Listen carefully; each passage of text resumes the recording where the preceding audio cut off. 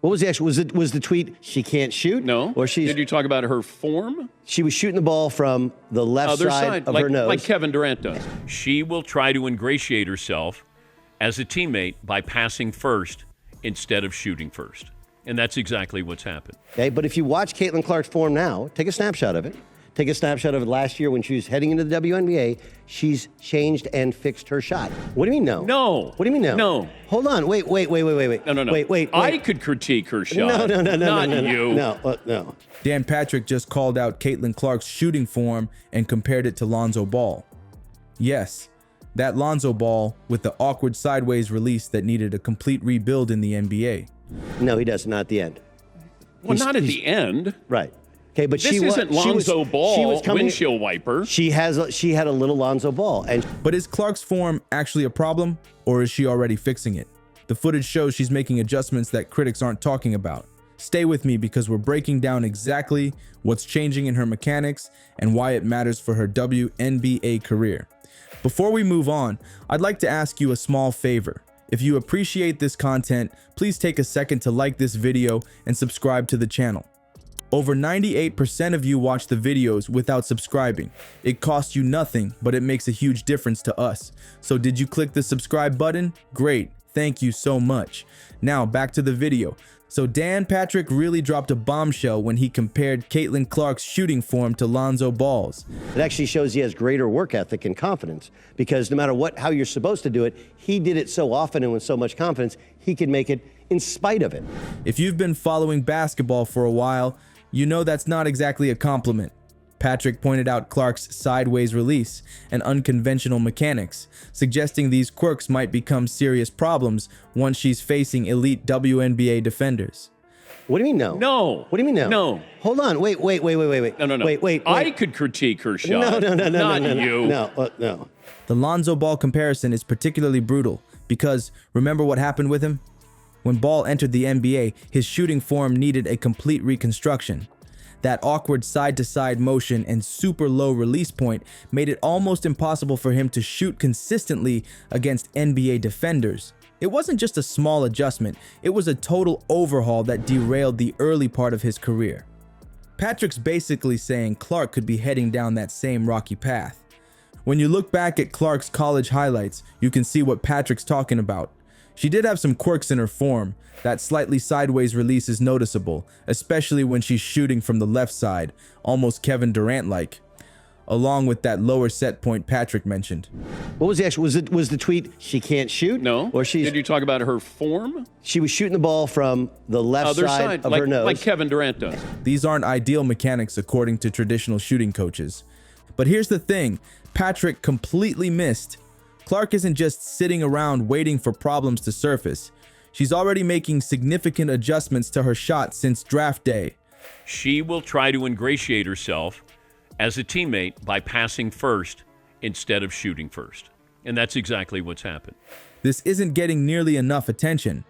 If you watch recent Fever practice footage closely, you'll notice she's implementing subtle but important changes. Her elbow position is now more vertical than before, creating better alignment. Her release point has been elevated, making her shot harder to block, and that follow-through way cleaner and more consistent. What makes this even more impressive is that Clark is managing to adapt without sacrificing her greatest weapon. The shooting issues didn't stop us from winning. And oh yeah, by the way, they didn't actually occur in terms of fundamental flaws. But That lightning quick release. This isn't easy to do. Most players struggle when making mechanical changes because it slows down their shot, but Clark is somehow retaining that rapid fire release while improving her form. This is a phenomenon. Caitlin Clark is a phenomenon. And if I said to any of these people who think Caitlin Clark is not the Rookie of the Year, I'd draw reaction. To draw reaction. You do. Okay? You do. So Okay, I stand by my analysis of her shot. That's going to be crucial when she's facing those faster, longer WNBA defenders who can close out space in a heartbeat. Let's be real for a second. Despite all this talk about form issues, the results in college were absolutely elite. Clark shot over 37% from three-point range while taking some of the most difficult shots in college basketball. We're talking deep threes that most WNBA players wouldn't even attempt. Her range is ridiculous, and that's with the supposedly flawed mechanics Patrick is criticizing. The biggest difference between Clark and Ball's situations is in how they're handling the transition.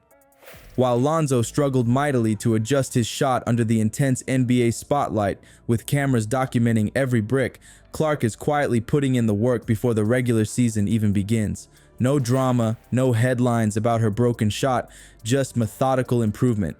This shows her basketball IQ extends way beyond her passing and court vision. She's identifying weaknesses and addressing them proactively. And by my assessment, it was because she was so good, she was getting Gardner further and further out, and she was shooting further and further out. Has she thanked you yet? Anybody who tries to sell you on this is selling you on something to get clicks. That's all this is. This is a phenomenon. Think about what this means for her rookie season. While other first-year players typically struggle with the adjustment to pro-level speed and physicality, Clark is already anticipating and solving problems before they surface. She's not waiting for defenders to expose her flaws. She's eliminating them before they become talking points. We talk about, do we fix a guy's shot and change his form, which you have to strip it back down and then build it back up. The commitment to continuous improvement we're seeing from Clark speaks volumes about her approach to the game. She's not resting on her college accomplishments or assuming her shot will translate perfectly. There's a humility and work ethic there that's going to serve her well throughout her career. Even with all the hype and attention, she's focused on the technical details that will determine her long-term success. Okay, but if you watch Caitlin Clark's form now, take a snapshot of it. Take a snapshot of it last year when she was heading into the WNBA. She's changed and fixed her shot. This whole shooting form discussion is just one piece of what's happening with the Fever right now. The team is building something special, not just with individual talent, but with players who understand what it takes to develop and grow together. And speaking of teammates, that's where things get really interesting with Lexie Hull. What really separates Caitlin Clark from other rookies is how she's attacking her weaknesses head on. While most players wait until problems surface in games, she's in the gym fixing them right now. Okay, her three-point numbers had gone down when she was at Iowa, and they were lower when she was in the WNBA. She's on the basketball floor, plain and simple.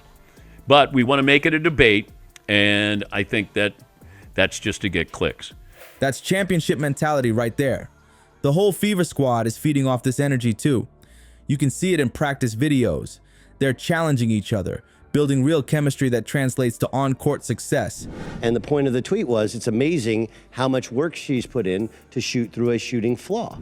So what do you think? Is Dan Patrick making mountains out of molehills about Clark's shot, or does she need more tweaks before facing WNBA defenders?